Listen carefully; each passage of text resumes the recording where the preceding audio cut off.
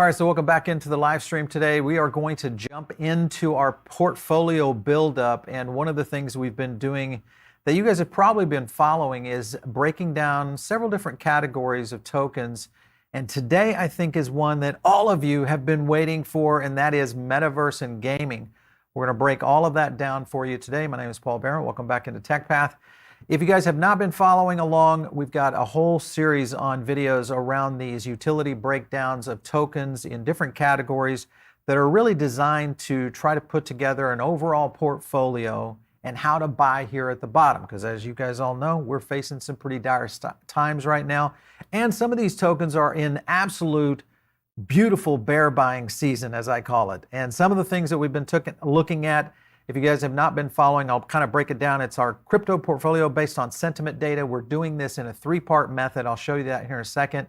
We've gone through layer 1 tokens. We've done our layer 2. We also have done our payment token, which we just finished up, and then our NFT ecosystem as well. Today, we're going to be breaking down Metaverse and gaming, and then we'll also have audience picks and our utility tokens coming up as well. The way it breaks down is we look at 30 investment targets. We'll do a stack ranking system on all of them, and we'll cut the lower 20%. That is how stack ranking works. And then the evaluation is pretty simple. We'll look at our CPI monthly average score, which is our crypto power index score, my ranking, and then your ranking. So we're going to have a couple of polls that will be up there today for you guys to basically vote on the tokens that you think should be in this portfolio. Then we build that based on a ranking system of those three scores. So you guys are part of this. You're a third, and then we'll build the investment plan around that. It's a 20K plan.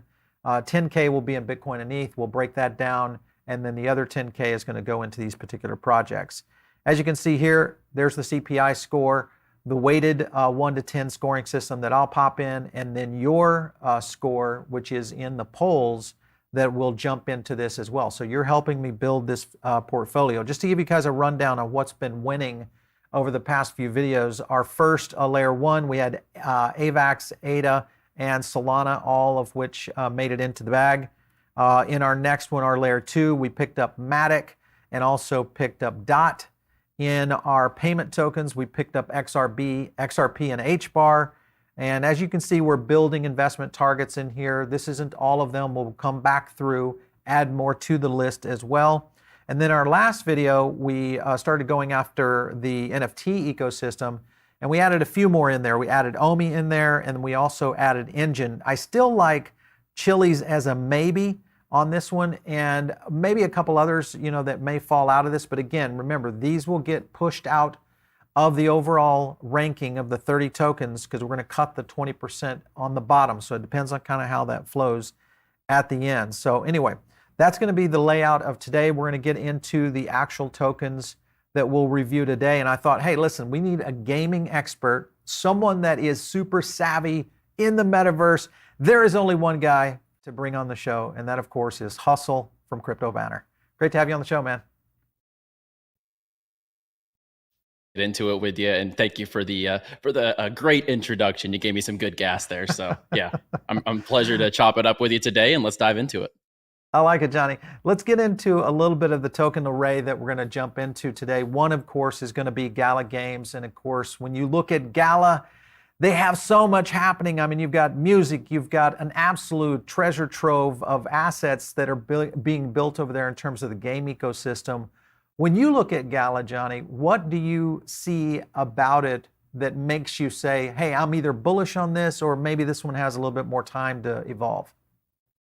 Yeah, so as far as Gala goes, I'm way more on the bull case than the bear case. When you look at the entire ecosystem, I believe at this point they have about 14 titles ready to start launching on their platform. And it's so many different genres. There's a first-person shooter, third-person shooter, there's MMORPGs, tower defense, battle royale, which, Grit right there actually is launching on the Epic Game Store, which is really, kind of monumental for NFT games. So that's going to be on Epic Game Store, and, they're behind Fortnite. So the whole gaming ecosystem's there. They have a lot of top tier partnerships across, not only their games, but on top of that, with the music, they did the Snoop Dogg NFT launch. They have the Node ecosystem on both the game and the music side. So I think there's a lot to love about Gala. And I mean, it's almost down to those pre-bull run ranges. And this token got all the way up to 70 cents, I believe. So you're looking at a 5-cent Gala right now with really, I see them being a player in this industry on the NFT gaming side for years to come. Yeah. Okay. So one thing that really impressed me about Gala is just this integration around the whole entertainment sector. So obviously with Gala Music, they've made some pretty big, significant strides there. Obviously the gaming aspect with what happened in Galaverse last fall. We saw the Galaverse happen in Malta, which really kind of revealed a few more elements within the whole ecosystem of what they're trying to do. I still am in the high interest side of projects that start to embrace entertainment as a whole. And if you looked at entertainment as a whole sector, because gaming is one sector, music, and obviously we know what's happening there with artists. Do you think more in line with what Gala Music, and we're going to talk about Audius, but if you were to kind of compare Audius and Gala together, how would you weight those out? Considering Audius is really focused on obviously the entertainer side and the music side of things versus Gala that has a more market focus across everything. Yeah, it's a great question to pose. And, with Gala's reach and Gala's budget, I mean, they recently raised a big fund as well to go into the entertainment side of things. I believe that was the whole expansion. And then the next day they announced the Gala film. But I could definitely see them being a player. They launched the music nodes where you can host a song on the node eventually and actually have the ability to get paid off of the royalties, off of the streams of that, if it's played off of your node. So it's a very bullish idea. I definitely think a project that's focused on music to the level of Audius probably has better potential to, really dominate on that side. Gala's doing so many things between film, games, music. It's hard to determine, are they really going to be that major player in music? But I think as a whole, we've seen it. They got Snoop Dogg as a partner. They're launching some of his albums on there. So it's a good start, and we'll see where it goes from here. They definitely have the pockets and the connections to do it, though. It's just a matter of, can they do it while focusing on 3 different avenues? Yeah, I'm looking at their current scenario. You've got Mount Westmore coming in. You've got a ton of drops coming in on the Gala side of things. But I'm kind of the idea that when you look at their strategy around music, I do like Audius, though. We've had the Audius team on our show before. I think what they're doing is a really good strategic side of things. I want to break that down further when we get into that one. But I still am of the mindset that whoever wins the big entertainers, whether it's, the Snoop Dogs, but I feel like there's probably someone waiting in the wings right now that hasn't been signed yet, that's going to get signed, and it could bring in the masses in terms of, especially around the A-level entertainers that could be going into an ecosystem, something like Gala or Audius, either one. It's kind of up for grabs right now. Here's my question to you. Either one of these taking on the big ecosystems of music today, whether it's Apple or Spotify, or if you want to look outside that into the second tier, but what do you think that this kind of market can go head to head with some of these big guys in especially in the music side of things? Couple key points. Yeah, I think it definitely can. I think with crypto and anything in the major business world, in most business models, is there's a middleman. And the middleman takes a cut of whatever is on both sides. In the film industry, it's the agents and the studios that take away from the actual producer and the director's cut long term for the film. We have record labels, which in this instance cut into the artist profit, as well as any agents that they have, marketing, like all that stuff that goes into basically sharing your profits with some sort of middleman. And the record label, we've seen, Tory Lanez, a rapper, he recently, like last year or so, he released an NFT and he did $1 million in 60 seconds type of thing. So I definitely see that the potential for the artist to monetize on their side. If you look at Spotify stream revenue, it's so minuscule. They don't pay you anything as an artist. So I think for an artist, it would be advantageous. Your fan base is developed whether it's on Spotify or not. So, I don't think that the platform really matters as far as, your audience. I guess it's a matter of, will they make the listener buy some sort of crypto to access the music. And we would hope that that's not the case for mainstream adoption purposes. But I Yeah. definitely see the model being there. Obviously, Spotify is massive, Apple Music. So it might take some time, but that model could be disruptive because it takes out the middleman. Yeah, and it has happened before in the entertainment side of things. I mean, obviously with podcasts, and if you look at kind of the evolution of where podcasts kind of came from, it really was more of a cottage industry in the beginning. It kind of exploded, and now today it's probably one of the biggest areas of media, especially around mainstream media, that's trying to convert to digital media. So we are seeing a lot of that kind of growth. I still think the entertainer side of things, we are just at the very beginning of where this is going. So definitely a good one for the portfolio. Let's take a look at Sandbox, because Sandbox is one of my favorite.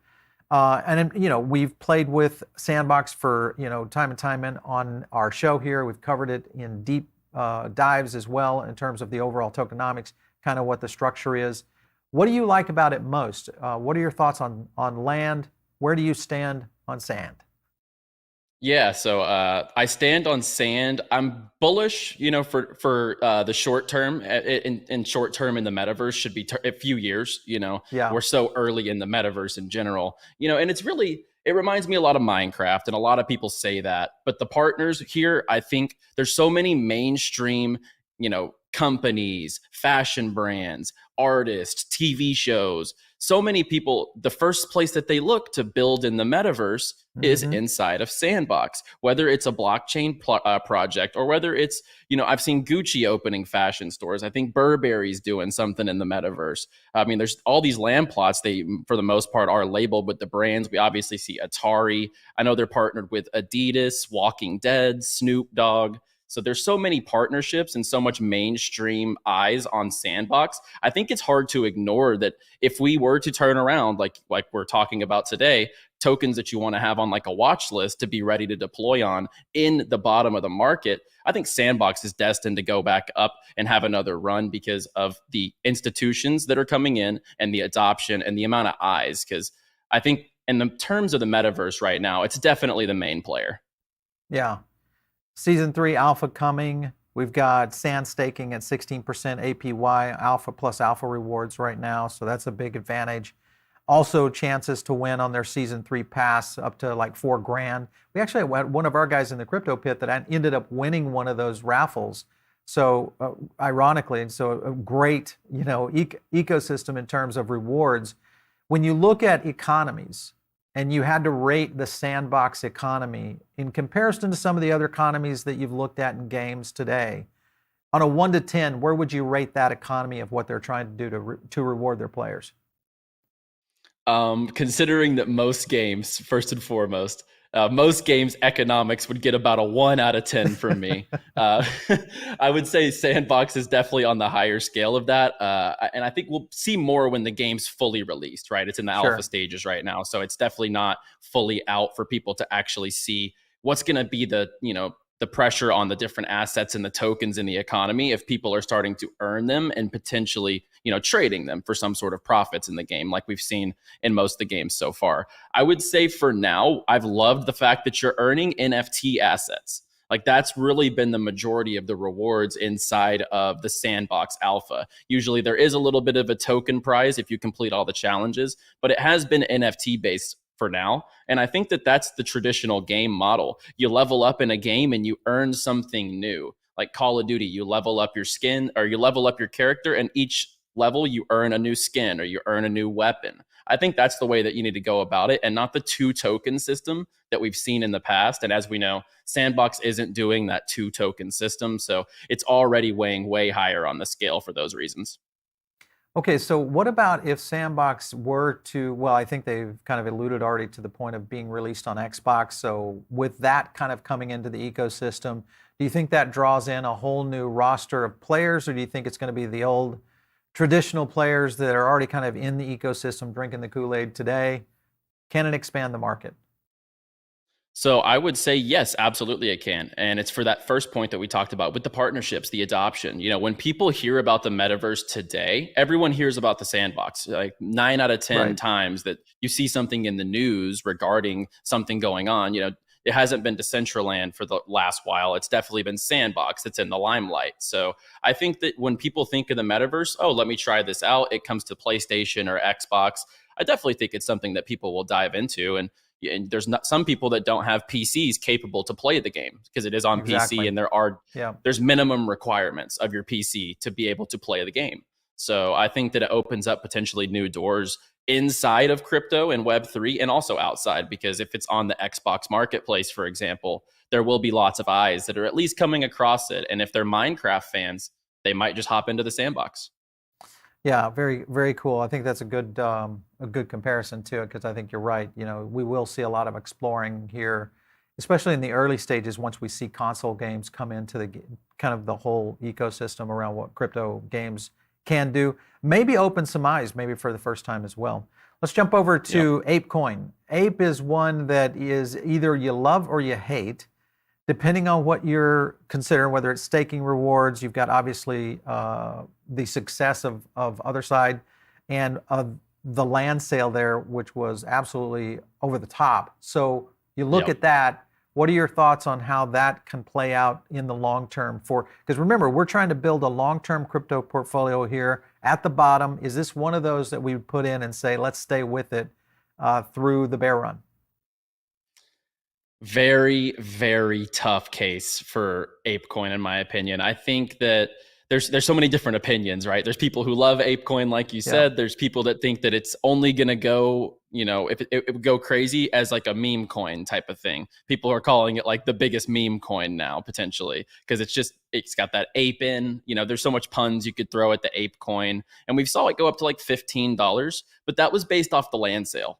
If we remember, it pumped heavily because you had to accumulate the token leading up to the land sales. So I think it's very event or market driven, in my opinion. Like if something huge is going on in the Yuga Labs ecosystem, and for those who don't know, Yuga Labs is behind the whole ape ecosystem.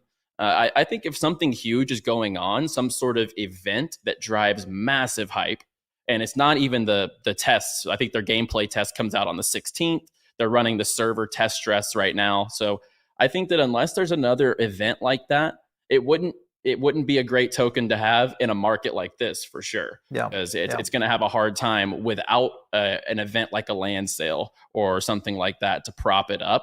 I definitely think in a bull run, this thing could go crazy because of the community, how loyal the ape ecosystem is. So there's definitely a bull and a bear case, because people will have their eyes on ape, the whole ecosystem for years to come, with the metaverse on the way too.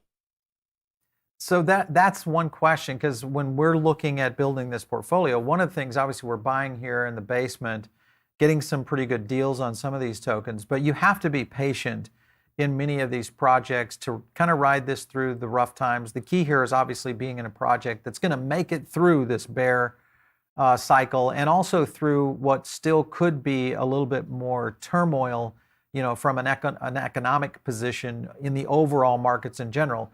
And typically, metaverse and gaming do take a little bit harder hit. They don't get kind of the relief that we see in the blue chips or some of the top tier altcoins. So it is a good time to maybe get into them, but it's also, you have to have kind of that fortitude to hold on and be able to ride this through. And hopefully the thing doesn't, kind of dissolve into thin air. Let's talk about one. Go ahead. Go ahead. Well, I was just going to say, you have to really check out all facets of projects at this time. What does the team look like? What is their background? What have they built before? Potentially, what is their runway? What's on their whole ecosystem? Is it one game that's relying on player base and community in a time like this, which is very hard to retain communities? Or is it something that's a full-blown platform like Gala, these tokens that we're talking about now with the metaverse that are a lot bigger? Like Sandbox has a lot more to it than just a game, it feels like, with everything culturally that they're doing as well. So you have to weigh the scales and figure out what's going to be worth it long term. Yeah.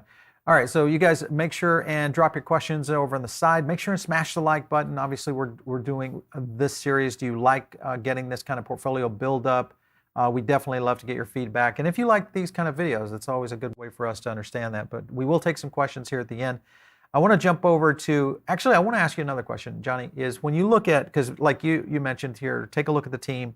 And this is something that often bothers me, and I get trolled on Twitter for this all the time. It feels like every game project out there that wants us to, talk about it or mention it or something of that nature. And I'm like, hey, who's behind it? And I get these anon teams. And I'm like, well, Yeah. just tell us who you are so we kind of know a little bit about kind of the capability of what you can do. What do you think about teams that will not dox themselves and open up as to what they're trying to do? I really hate it because my motto behind a lot of projects is actually, and especially in gaming, how can Yeah. you bet on a game if you have no idea if they've built it Yeah. before? A lot of people Mhm. think we're supposed to have AAA games today, for example, and they think money can just build a AAA game. But people have to remember Call of Duty takes 3 years to make. There's three Mhm. studios that alternate years to make these games. And Yeah. Activision has bigger pockets than every single dev in the Web3 space times two, I would almost say. Like with Sure. the money that Activision could bootstrap for these games is insane. So people expect these games to come so quickly. So for me, it's like, what have you built in the past? There's a lot Yeah. of projects with guys that were legitimately creative devs and creative directors and actually working in depth on games like Halo, Call of Duty, Gears of War, Fortnite. So if you find those teams in the gaming industry that have that history, I think that's worth more than its weight in gold, because if someone doesn't know how to build and sustain a player base in a game that's going to have a fun gameplay loop and keep you hooked, that's already a red flag. And if you just don't know who's behind it at all, I almost wouldn't Yeah. even invest in it myself. Yeah. It's tough for sure. And that's the thing. I just hate it, because I'm just like, listen, guys, dox the team.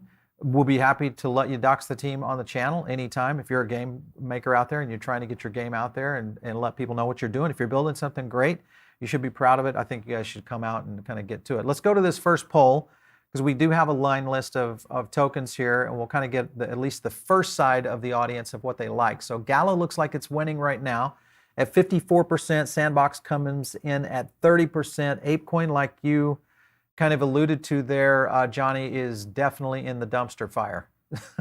Along with Decentraland. Decentraland's not looking good there right now, which brings me to Decentraland. And that is, where do you think this one can go? Is there enough room for Decentraland and Sandbox to kind of coexist? I would say yes to that question, right? There's room to coexist. I think the problem lies in the product. Yeah. When you go into the Decentraland game, even my computer, which is a gaming PC to very high capability, I never have I never lag. My frame rate never goes terrible in these games. And I go into Decentraland, and it literally is lagging so much. It's almost pixelated how Just laggy say it it. is. It's a crappy experience. It is. It's a horrible experience. I think there's only one real thing. Decentral Games, which is like a poker project within the Decentraland metaverse. I think it's really the only thing that anyone would want to go into Decentraland for at all right now. So I do. I'm on the side with you that it's not. Wait a minute. You're not going in there for Elvis's block party? I can't say that I will be if I can't even see the screen because I'm lagging so badly. Right? I know. It's terrible. Let's jump over to Axie Infinity. This is one that is either a love or hate. Our crypto pit is split on this one. We have part of the crypto pit that loves this game and part of the crypto pit that is like, hey, I can't wait to get out of this token. Where are you standing on Axie Infinity and how this might play out? A lot of updates here recently. Origins, you got a lot of new stuff coming. What do you think here, Jonny? Yeah, so I would have to say I'm extremely, extremely bearish on Axie's potential to rise back to anywhere where it was, right? We saw this thing at a $25 billion valuation, which at one point was about half of what Activision's entire studio was worth. Activision's behind World of Warcraft and Call of Duty, notably. So when you think about that, and you think about the type of game that Axie was, and they set it up, the two token system originated with Axie Infinity, where the second token just infinitely prints into the economy. And that model ultimately failed because there's too much sell pressure after a while. It's almost like if you're not accumulating new users at a certain point, it's destined to drop. And also the tokens just get emitted to a level. It's just like the dollar. We're seeing it right now in the literal economy. So inflation hurts in those games. They really killed off their player base because a lot of people bought Axies up here and now the Axies are worth absolutely nothing on the marketplace, and it doesn't become a game at that point. It's really more of an investment. So Jonny, how would you, okay, so you would look at this as, if you look at the past history, obviously we've had Alexander on the show several times, one of the co-founders of Axie Infinity, and they've kind of given us a framework of what they're trying to do. Now with Origins, they've already started to accelerate. Obviously their downloads, I think they listed 4,000 downloads daily. Where do you think they would have to go to in terms of daily downloads to be able to accelerate back into the ecosystem, grow enough? Do you think they're going to need 10,000 downloads a day? What do you think that number might look like for this system to get kind of a kickstart, and we see Axie kind of back on its track toward building a big gaming community? I think, 4,000 downloads a day in this industry, first of all, like that's kudos. Like that's big time. That's big time. There's not a lot of games out there getting 4,000 downloads a day in Web3. So, I really don't think that's the problem. I just think that these 2 token games, unless they change the entire economic model of the game, it's almost like a job and it's not a game to a lot of people. Right, and that's what it was for the scholars at the height of the economy. And it's been a lot of the games so far. Yeah. That has been an argument, I think, for the system, for sure. And it's not their fault, right? They were trying to innovate something in Web3 gaming, and that was the first model. And that model ended up failing. But there's going to be trials and errors in the space. And I have nothing against Axie Infinity at all. I just think that those types of games were just the first stage. And once more quality games come out, I just don't see how Axie can sustain the game to have enough players, especially if you're not earning a lot, which SLP's in the dumpster. So the job aspect even goes out the window. So is the game even worth your time at this point? I would say no. All right, so with that being said, you've got Origins rolling out, a lot of emerging countries and access regions who don't have access to PC play, which you would need for things like Sandbox, things of that nature. And you get into mobile gaming, maybe Axie and what Sky Mavis is doing is maybe positioning for a more global effect on mobile gaming, which they kind of build their art and their design of the game itself is really kind of leaning into mobile anyway. What if they explode on mobile? We just see an explosion on mobile in a lot of different countries that are out there that have mobile game players. Do you think that would make a difference with Axie? Definitely. I think that if they actually moved into the mobile market, they would probably acquire even more users, and that player base would come back, because mobile experiences traditionally, they don't have to be the most immersive game that is the same level that you expect when you play a PC game or a console game. So I think that their iteration, their game from the start has seemed like something that should be a phone application, or that you should be able to play on your iPad or something like that. So I definitely see if they were to move into the mobile market and make that their target segment, with how big it was in, countries like the Philippines, for example, where, a lot of them, like you said, don't have a PC or something like that to potentially play these types of games every single day. But they might have an iPad, or they might have a mobile device from their parents or theirs, or whatever the case is, where they can play these games. And we've seen the power that had at one point in time. And I think if they're just trying to keep the game afloat and potentially make a comeback a little bit, I think it would take that breaking into the mobile market and some economic changes as well. Yeah, I feel like this is the defining moment for Axie, is Origins. If they can pull it off and kind of make the splash that they made in blockchain gaming from the beginning, which was they were really kind of the first entry to really kind of splash onto the market. I mean, you can look at the chart right here on Nansen. I was just looking. I mean, look at the explosion this thing had last year. This is crazy. 1 billion. Now they start sliding down. I mean, these are some, and then here we are right now in the marketplace right now in comparison to fees versus breeding fees, etc. So to your point, yes, a big fall off on this, but is there an opportunity for them to kind of go to the next level? That's going to be one to watch for sure. Yeah, I agree. Yeah. Let's get into, I want to jump over here to the side of the ecosystem, and I want to get into some other things. Like, we're running a little bit long here. And we have a 3 o'clock live, but I want to get into Audius. We were talking about it earlier, and going head to head for it to be in this group with Gala. a lot of people said, hey, why do we have two in here? You could go both, or you may have to pick from one of these within your portfolio. And this is kind of like what a lot of people are trying to figure out right now. Hey, what do I invest in? I can't invest in everything, so I have to really kind of drill down into a handful of items. Again, what are the strengths of Audius in comparison to what you like about the overall project?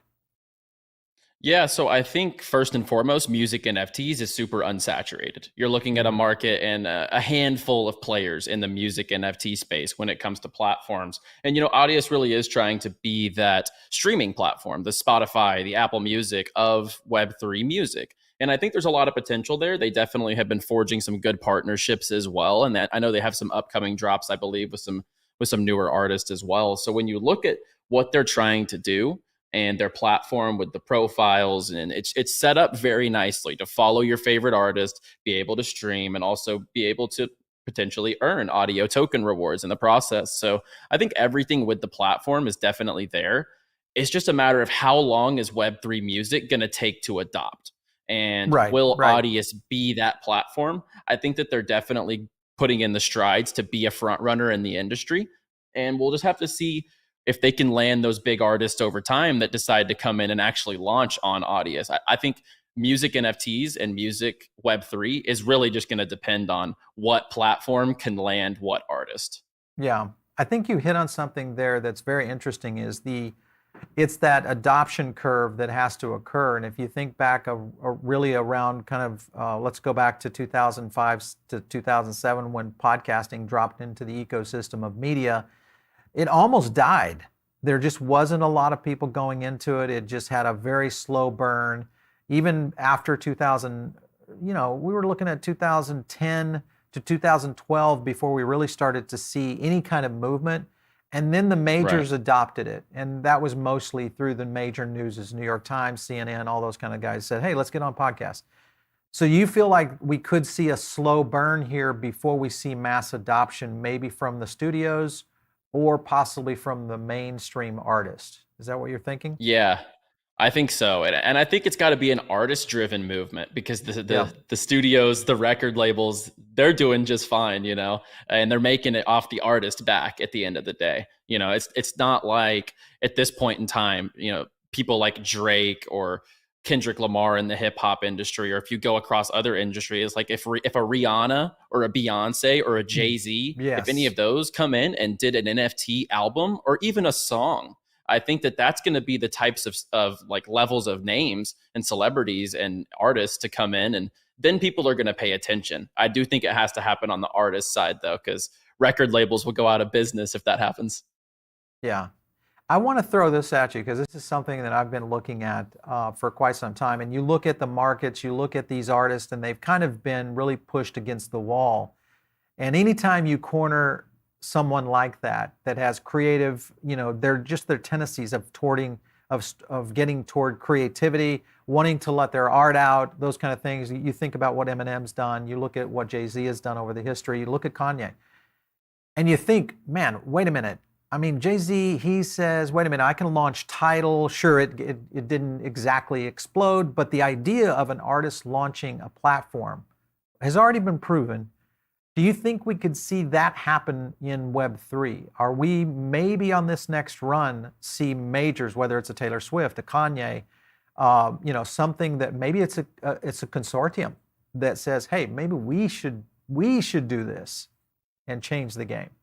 What are your thoughts? I really, really like that idea, Paul. I actually think that's brilliant. And if someone was to innovate that, because it's one thing for a team to go out there and put up a music platform and try to acquire artists. It'd be a whole nother thing if Rock Nation, like Jay-Z, brought Tidal to the NFT gaming or NFT music side of things. I think that's a game changer in the entire industry. If someone like a Rock Nation or even if like the record labels did just potentially launch a platform for their artists who want to do NFT music. So yes, I think that's a phenomenal idea. That's not talked about enough either. I think that's brilliant. And if we see that happen, the artist will trust it more if a name like Jay-Z, for example, is behind the whole platform. Yeah, and I think that's something that we've already started to see in terms of the studios and even the artists themselves, the big artists who are starting to cultivate, younger artists, new talent coming into the space. I mean, obviously Jay-Z, Drake, all those guys have already done this many times. Most likely we'll see, projects with Lady Gaga, Rihanna, some of those start to go in this direction as well. And I think that's going to be the thing that will be interesting to me around whether or not this can really kind of break through on. I had a link coming over here. I wanted to show you a link here. Let's pull this up real quick, because this happened over here. And again, this gets back into the whole aspect of whether or not this music, so this is Nas's, of course, first NFT drop sold out on this. So back to your point, this could be one of those scenarios where this might be a test that could really start to flow in if enough artists really understand what's really at stake here in terms of creative freedoms and what this might look like down the road for sure. So I'm excited about that because I'm a big music fan, and I can't wait to see how this starts to develop in Web3. All right, you've got a wild card that we wanted to talk about today that was not in our list. We're gonna put it in there, and that's Ultra. Tell me about what you like about Ultra. We've had their CEO and their co-founders on talking about it. Why do you like Ultra so much?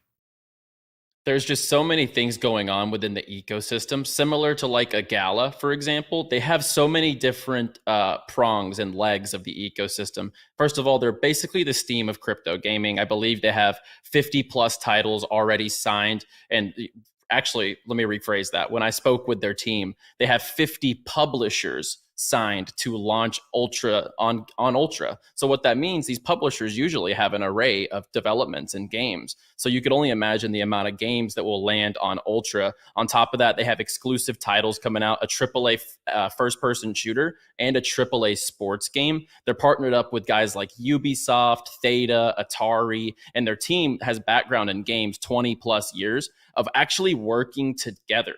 Their co-CEOs, they actually worked together in gaming for 20 years leading up to Ultra. So that is just fantastic. And when I say bet on people, not promises, that weighs heavy. And as you see here, this is a key page to be on, actually. As you see, it costs so much of a distribution fee to traditional games to launch on stuff like Apple or Google or Steam. And they're only taking a 12% distribution fee, or it's 15% if you don't have a referral bonus. And developers know developers. So that's just an incentive for developers to bring on other people in the space to launch on Ultra. And the cool thing here is, the last analogy I'll make about this project is, you go into GameStop and you sell your game for $5. The studio who made that game doesn't make anything off of that. Exactly. Ultra's system, the developer makes money on every single resale. So it's good for the gamer, and it's also good for the studios as well. Yeah.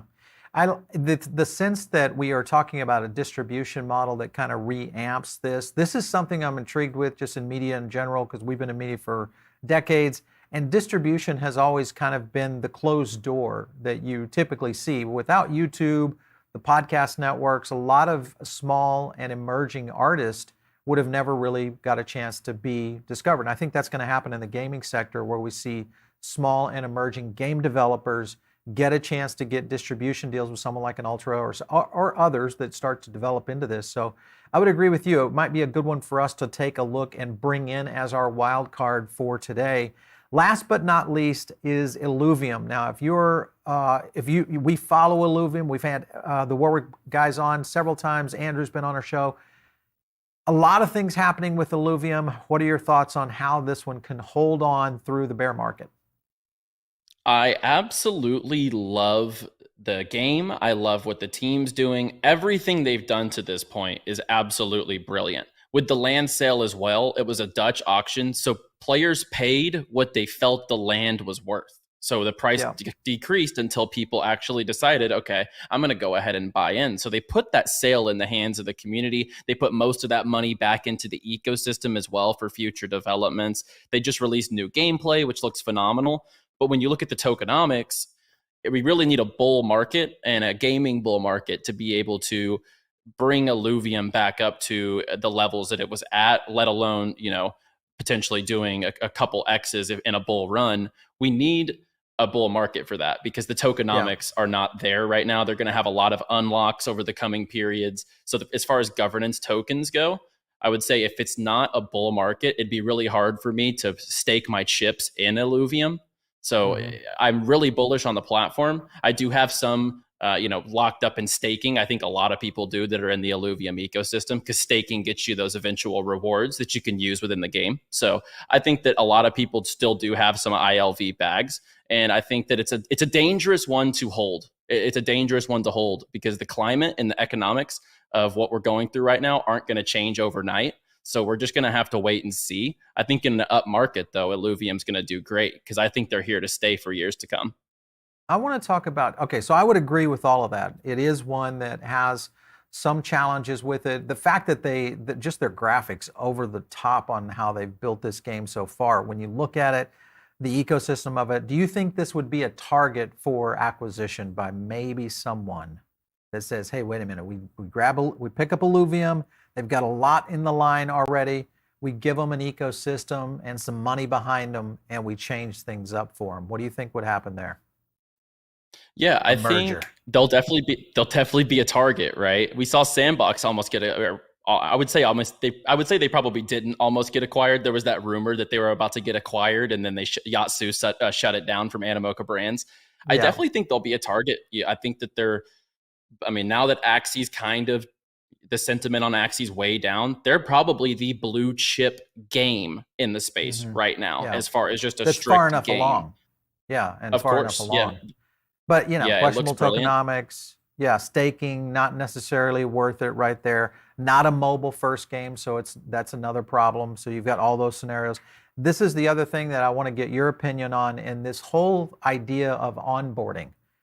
Onboarding within Web3 and in gaming specifically seems to be, it's like it was the last thing they thought of in many of these games, that it's so clunky. We've Yeah. got to get to a point where this stuff becomes a lot more sexy. What do you think is going to change there?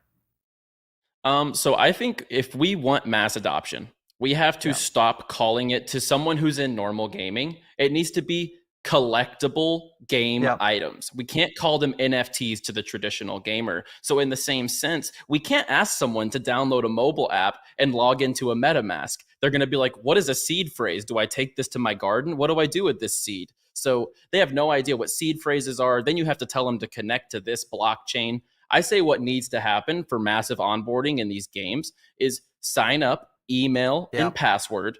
If you Done. want, you can take the assets that you've earned in the game, which are stored under your account info. You can go online and you can connect a wallet. I think it could be that simple. And on the application, you should be able to use a credit card if you want to make purchases off of the Yep. store, just like mobile games have for years. So I think For that people sure. just need to bring the process back to traditional onboarding with the option to go online, link up a wallet, and you could potentially monetize those assets. For sure. Let's jump to this last poll real quick. I want to see how this one is holding out. Looks like Axie is coming in at number three number two at 28%, but that's a close poll.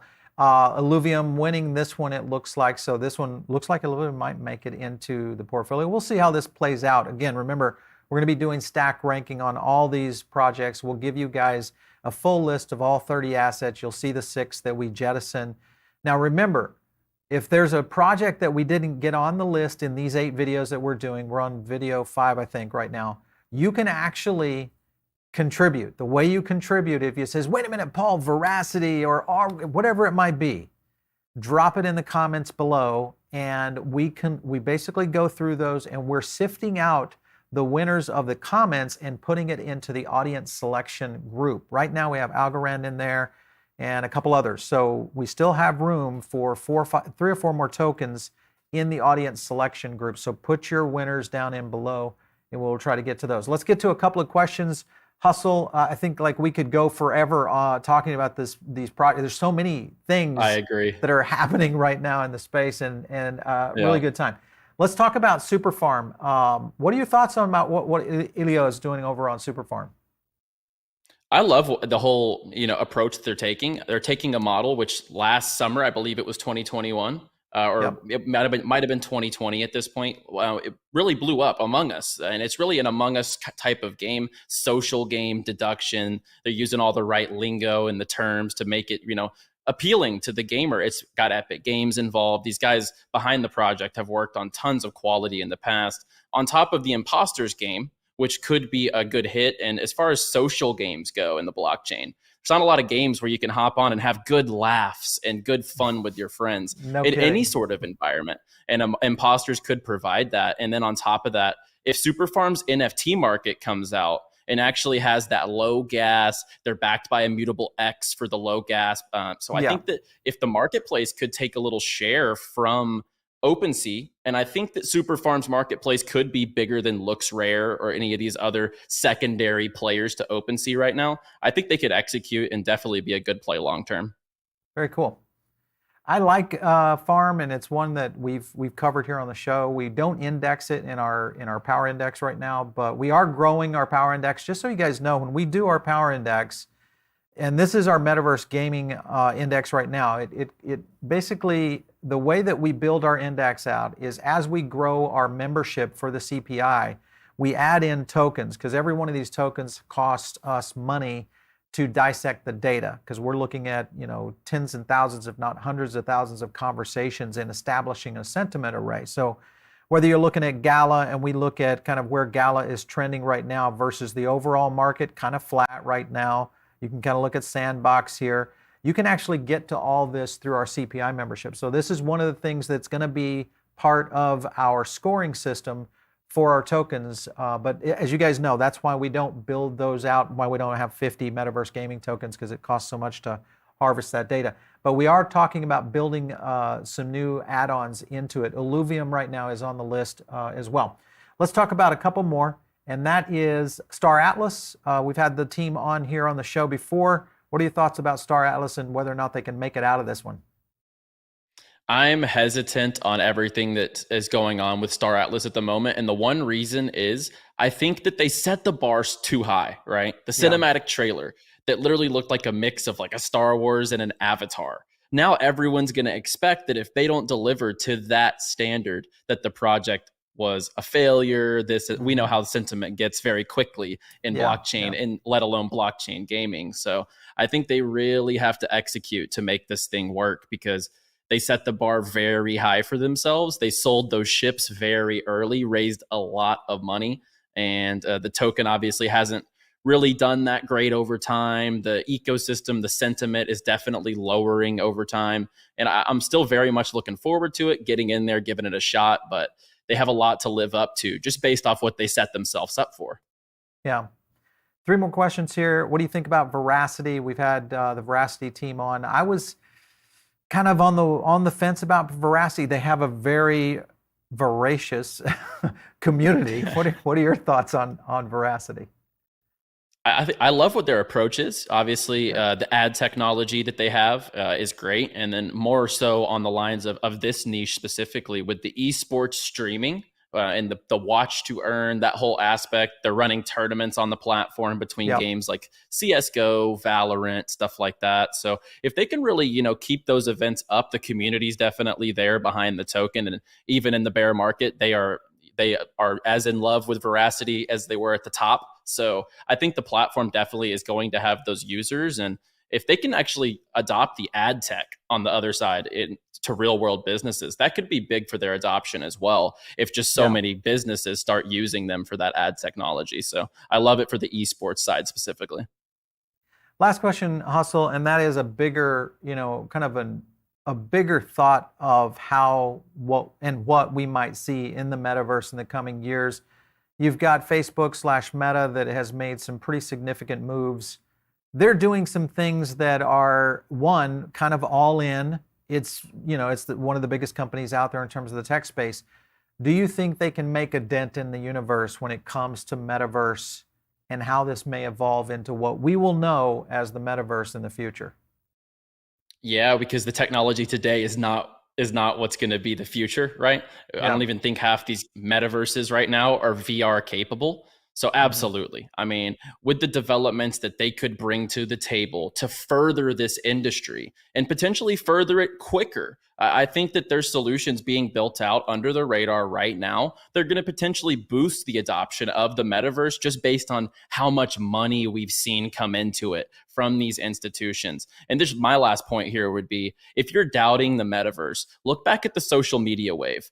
Mark Bingo. Zuckerberg started Facebook, which turned into everything that we use today, whether it's Yeah. Twitter, Instagram, those all spawned off of Facebook. And now he was the first adopter to the metaverse. So it's, in my opinion, you're going to see the Googles, the Apples, the Amazons. They're going to move into the metaverse as well. And I would almost bet that they are building right now. Yeah, for sure. Definitely. Hustle, always good to talk to you. Love it. We got to get you back on the show. We'll dive into some more games and stuff out there. But thanks again for stopping in today. We appreciate it. Yeah, thanks for having me, Paul. I loved it. See you later. All right, you guys are tuned See ya. in right now, maybe over on the podcast side of things. Jump in over here on the YouTube channel. This is the place to catch all of our charts, all of our breakdowns, a lot of these interviews, and really the place to get into the community, whether it's the Diamond Circle, our insider group, or just understanding really what is happening in blockchain. Hopefully you've subscribed to the channel, and that's going to give you guys a much better insight to what you need to look at for your investment future, especially around tokens. If you're into gaming, maybe you're starting to cut your teeth in the metaverse projects that are out there, this is the place to find it. A ton of content right here on PBN. Make sure and catch me out there on Twitter at Paul Barron. We'll catch you next time right here on TechPath.